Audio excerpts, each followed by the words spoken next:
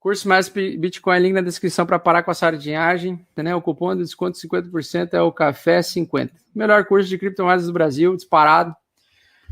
7 dias de arrependimento para quem entrar lá, achar que é uma merda e pode pedir dinheiro de volta. Olá a todos, sejam bem-vindos. Meu nome é Augusto Baques. Eu invisto em criptomoedas há pelo menos 3 anos, compro e vendo bitcoins toda semana e também outras criptomoedas, tá? Nesse vídeo, em parceria com a WeMake Capital, eu estou fazendo um vídeo aula de introdução às criptomoedas e principalmente ao Bitcoin. E entenda que se você entender como funciona, qual é a razão da existência do Bitcoin, você vai entender o porquê da existência de 95% de criptomoedas e também das suas diferenças tecnológicas, tá? Nesse vídeo eu vou passar todo o guia básico sobre o Bitcoin. E o que nós vamos falar? Nós vamos falar basicamente o que é o Bitcoin, como funciona, onde comprar e onde armazenar. Tá? São os 4 pilares e os 4 fundamentos que você precisa ter para que você passe a entender no que você está investindo. Muitas pessoas, né, quando investem em alguma empresa ou de criptomoedas ou quando compram bitcoins, elas compram a cegas, sem entender no que elas estão entrando, né, sem entender o tipo de mercado, qual é a filosofia desse mercado das criptomoedas, né? E nessa aula eu vou passar para vocês e explicar de fato o porquê você vai querer investir em criptomoedas a partir de hoje, tá? Então, pessoal, para começar a entender o que são as criptomoedas, nós precisamos entender primeiramente uma oportunidade que está iniciando através da economia 4.0. Tá? E qual é a oportunidade? Tá? E o que é a economia 4.0? Para a gente entender o que é a economia 4.0, eu vou passar rapidamente aqui as outras fases da nossa economia. Tá? Então, a primeira fase da nossa economia iniciou através do vapor, que impulsionou a Revolução Industrial no século XVIII. Logo depois, na evolução disso, surgiu a eletricidade e linhas de montagem. Na terceira fase, os anos 70, a automação, computadores e redes conectadas, o início da internet militarizada, tá? E agora nós estamos na quarta fase, quarta etapa econômica, que é onde o digital e o real eles se misturam de forma indissociável, que seja Smart TV, smartphones, smart houses, smart geladeira, tudo hoje é smart, integrado com inteligência artificial e conexão em tempo real, tá? E um exemplo claro disso, eu peguei uma imagem da Praça de São Pedro em 2005, onde vários fiéis estavam presenciando o discurso do Papa, e 6 anos mais tarde o mesmo público, tá, de fiéis estava presenciando o discurso do Papa, porém agora com várias telas, né? E isso aqui representa o avanço tecnológico, onde só nesse celular, só nesse quadradinho aqui, a gente tem um conjunto gigantesco e ilimitado de componentes com inteligência artificial integrada. Então você já deve ter visto aí, o Bradesco tem a sua assistente virtual, o próprio Samsung também tem a Bixby, que é a seu assistente virtual. E o que é isso, pessoal? Isso é a inteligência artificial, a economia 4.0 sendo abraçada pela inteligência artificial, tá? E o que isso gera de mudança no nosso mundo? Todas as mudanças possíveis. E isso surgiu com a internet e a descentralização. E na verdade a internet ela trouxe um fenômeno que provavelmente na hora que desenvolveram a internet eles não pensaram nisso, né? Mas a internet ela causou a descentralização de diversos poderes. O que é a descentralização? O que eu quero dizer com descentralização? Bom, pessoal, até nos anos 90, a maior parte de todos os poderes do mundo, eles eram poderes centralizados. Você ficava refém desses poderes centralizados sem mesmo saber disso, tá? Então vamos pegar, como a gente está falando de moedas, nós vamos pegar um exemplo de uma centralização de poder no aspecto financeiro, no mundo financeiro. Então vamos dizer que no poder centralizado do nosso mundo, até meados dos anos 2000 principalmente, o mundo era assim. Você tinha um poder central, que era o banco, tá? E você tinha as pessoas conectadas a esse banco, ou seja, pessoas que tinham conta corrente nesses bancos, tá? Então, vamos imaginar que cada pontinho desses aqui em volta são pessoas, tá? Se a pessoa que aqui eu vou dar o nome de pessoa A, quer enviar dinheiro para a pessoa B, o que ela precisa fazer? Ela precisa fazer toda a transação e a solicitação de transferência financeira através do poder do banco. Então, se a pessoa quer mandar do ponto A para o ponto B, ela precisa enviar um sinal de interesse para vender o seu dinheiro, tá? E ela vai transferir o dinheiro para o ponto B. Como tem que automaticamente passar por esse ponto central, o banco ele vai determinar a taxa, vai determinar os dias, vai determinar os seus limites. Então isso te impossibilita de você ser dono do seu próprio dinheiro, tá? E o que acontece com a internet? O que aconteceu com o advento da internet? Ocorreu um fenômeno chamado destruição de poderes centrais, tá? Ou seja, o poder central, quando ele é destruído, esses pontos eles ficam soltos, avulsos, certo? Não tem mais essas conexões. Não tem mais um intermediador, tá?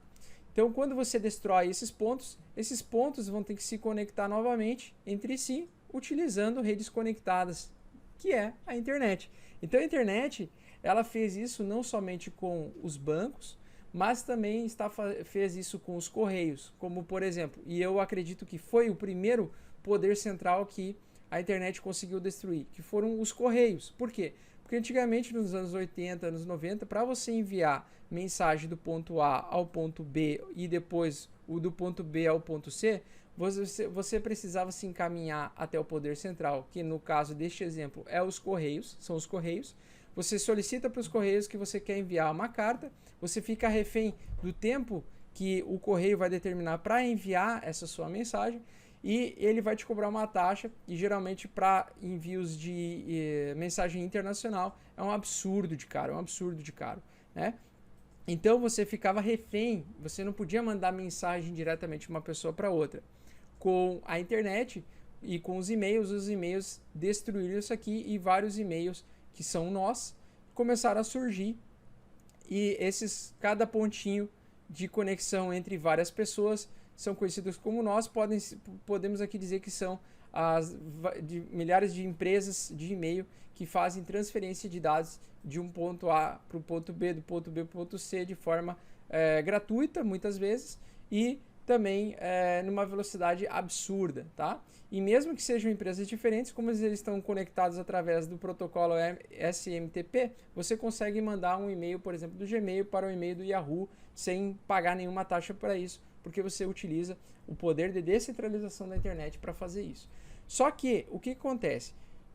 A TV, nos anos 90, a mesma coisa. Ela era um poder central de comunicação, onde ela influenciava a grande massa de pessoas que assistiam, e você ficava refém da programação que aquela televisão te entregava. Então, se você queria assistir desenho animado de tarde, você não podia, porque só passava desenho animado de manhã. Então, você ficava ali engessado, né?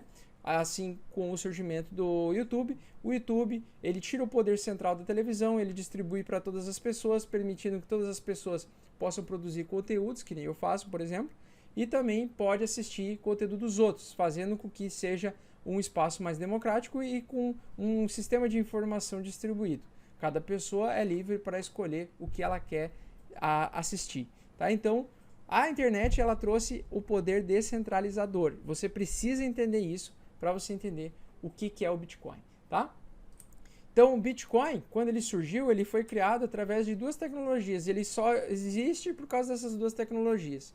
Primeiro, porque ele foi baseado na distribuição de bancos de dados P2P, ou seja, ponto a ponto, no sistema semelhante àquele sistema distribuído, tá? Então, ao invés de ser um sistema pareado para um intermediário, é P2P. Você pode se conectar para qualquer pessoa da rede, ponto a ponto, sem um intermediário aqui no meio, sem um ponto central aqui no meio, determinando isso tudo. Ou seja, você não precisa, para você mandar do ponto A para o ponto B, você não precisa passar necessariamente por um poder central intermediário, que aqui a gente poderia dizer que poderia ser um dos bancos, tá?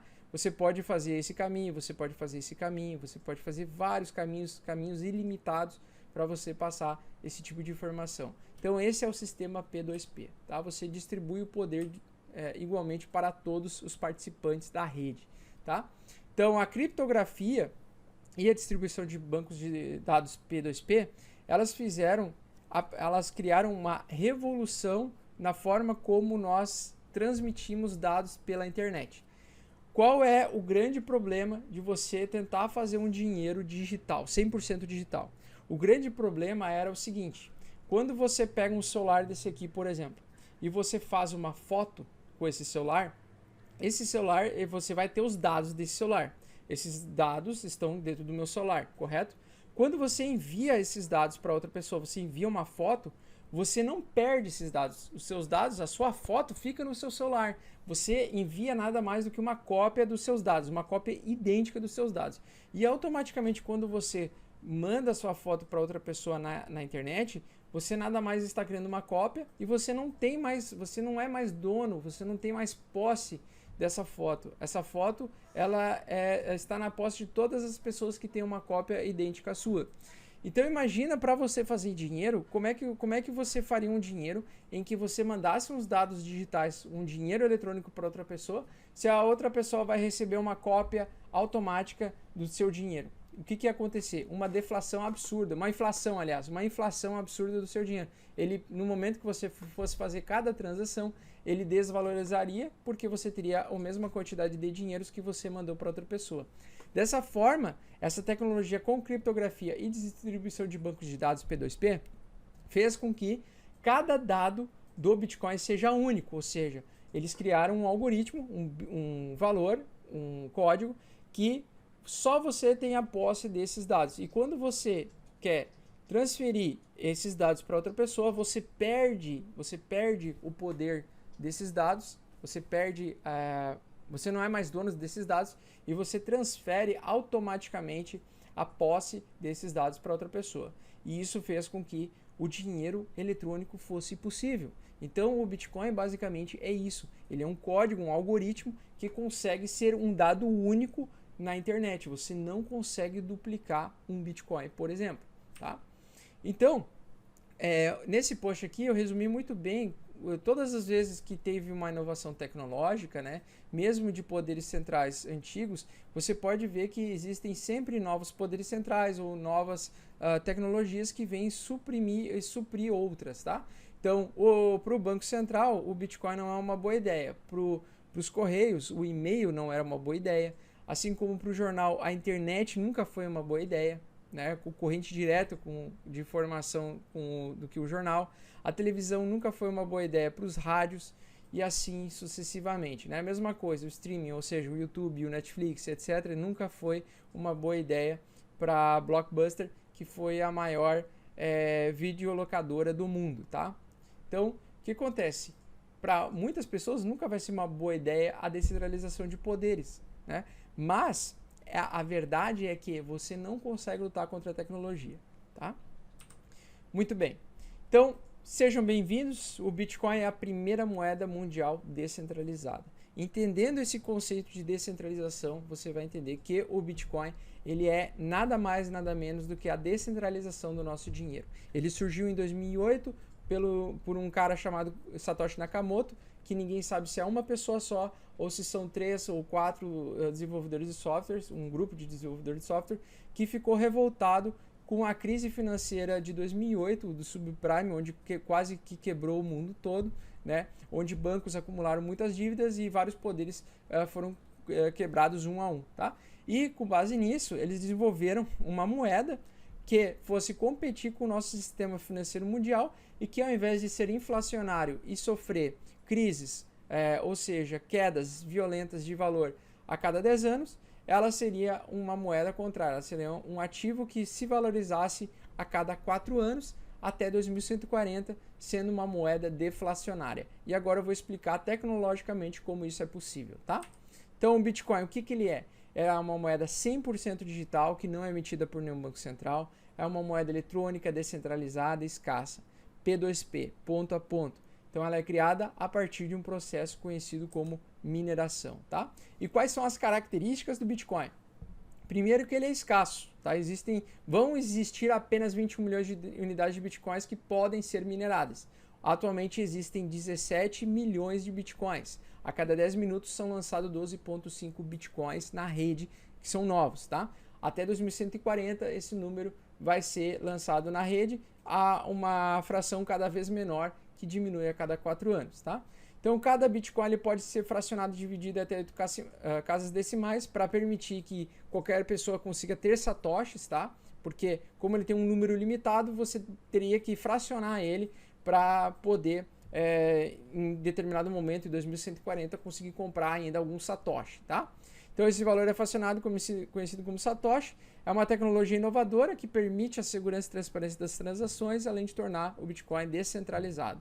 Então as taxas de transação tendem a ser muito menores e funcionam 24 horas por dia, todos os dias da semana. Então, diferentemente do banco, onde você precisa ficar refém dele, de você quiser, mesmo que você queira enviar R$1 milhão para o outro lado do mundo, você não vai conseguir de forma fácil, é tudo muito burocrático. E na verdade você não é dono do seu dinheiro, você não consegue fazer uma transferência de R$1 milhão sem você pagar uma taxa absurda de R$10 mil para você transferir internacionalmente o seu capital, tá? Já no Bitcoin, você é 100% dono do seu dinheiro e você é seu próprio banco. Você armazena os seus Bitcoins e só você tendo a chave privada, só você é dono dos seus Bitcoins. E agora eu vou explicar como funciona a tecnologia do Bitcoin e por que ele transforma todos os dados em dados únicos, tá? Então, o que é a blockchain? Para começar, a blockchain é a revolução tecnológica depois da internet. Eu acredito que seja a mais importante depois da internet, é o blockchain, tá? E o que é o blockchain? O blockchain nada mais é do que uma corrente de blocos de informação. O que contém cada bloco?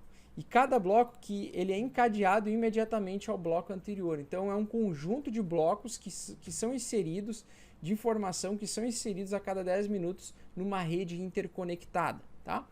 Então cada bloco ele possui as informações das pessoas que estão enviando bitcoins, das pessoas que estão recebendo bitcoins, da chave pública e da chave privada. A chave pública e a chave privada elas se conectam e a chave privada ela assina todas as negociações que são realizadas.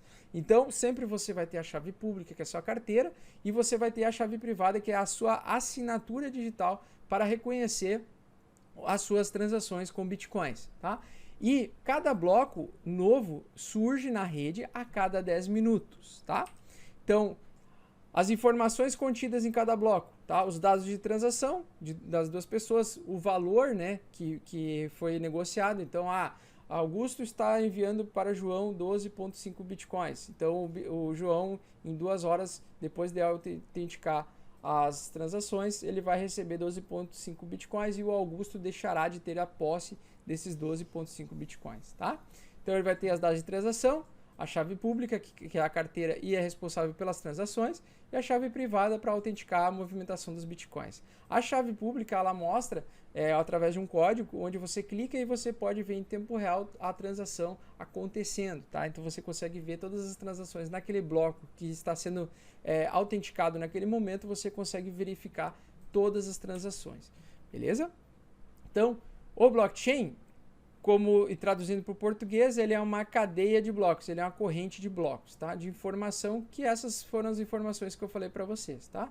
E elas são inseridas uma após a outra e elas se conectam imediatamente uma após a outra a cada 10 minutos. Entenda o seguinte, essa tecnologia com criptografia é uma criptografia avançada, tá? Então, cada bloco, existe um código único, que é conhecido como hash, que torna cada bloco único, tá?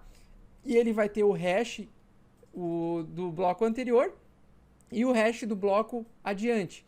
Então, ele vai criar como se fosse um código genético, como se fosse um DNA digital, através de criptografia avançada.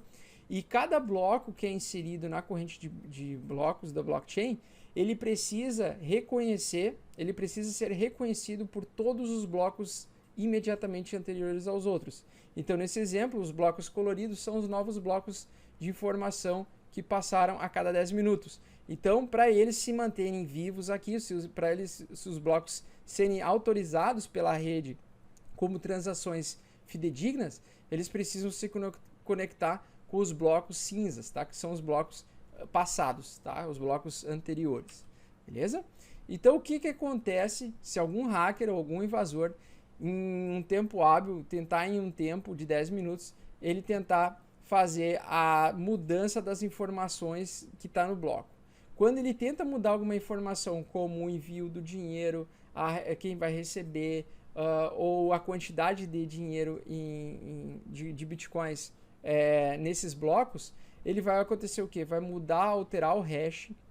O hash, que é o código genético encriptografado do bloco, vai verificar que aconteceu uma anormalidade, uma alteração no hash dos blocos anteriores. Eles vão ser incompatíveis e isso vai fazer com que todas as transações subsequentes sejam completamente invalidadas, tá? Porque ele sempre checa o hash do bloco à frente e do bloco anterior. Então, ele vai pesquisar e vai bater, ele tem que bater exatamente com o mesmo bloco, tá? Lá no bloco à frente, ele tem já um hash pré-definido do bloco que vai surgir, e como esse bloco ele precisa dessa confirmação desse valor, ele vai, se você tentar fazer alguma alteração nos dados, ele vai alterar o hash anterior, e isso vai fazer com que ele seja invalidado, que o bloco à frente seja invalidado, e isso traz uma segurança extremamente grande para o Bitcoin, tá? E a segunda parte da tecnologia do Bitcoin, ela é a mineração. E o que é a mineração, pessoal? Mineração nada mais é do que um sistema de mineração. Então lembra aquela rede que tinha vários nós, do poder distribuído e do poder centralizado? Lembra que eu mostrei para vocês? Então, cada pontinho daqueles é um nó, tá? Cada pessoa que está na rede é considerada um nó de rede. As pessoas que têm interesse em colaborar com as transações da rede do Bitcoin, porque entenda, o banco ele tem um sistema deles para fazer a autenticação das transações do ponto A ao ponto B. Como você não tem esse intermediador nessa rede do Bitcoin, você pode fazer com que as pessoas que tenham interesse em ser os autorizadores de transação, os validadores de transação, que eles tenham um sistema de recompensa, vamos dizer assim, uma vantagem em relação aos demais para que eles permitam e deixem computadores conectados na rede para fazer a validação das transações e os cálculos matemáticos de cada transação. Então, como no blockchain, na rede do Bitcoin, não possui o banco central para fazer isso, você precisa de um poder computacional para fazer isso. E quem deixa a sua máquina ligada 24 horas por dia para fazer a validação das transações de todos os usuários a cada 10 minutos, pode ganhar uma recompensa que hoje paga-se 12,5 bitcoins. E eu vou explicar por que esse valor de recompensa ele diminui ao longo do tempo, tá? Então, o sistema de mineração, vocês têm que entender que ele é um sistema de recompensa para quem deixa o seu computador, a sua máquina ligada para fazer a validação das transações do Bitcoin, tá? Então, a cada 4 anos, o sistema de recompensa de mineração, ele diminui pela metade a recompensa de Bitcoins, tá? Então, eu já vou explicar isso para vocês.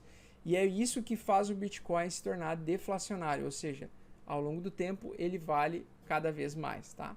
Então, um exemplo claro disso, em 2008 até 2012, no início do bloco Gênese do Bitcoin, o sistema de recompensa de mineração pagava 50 bitcoins para o bloco minerado.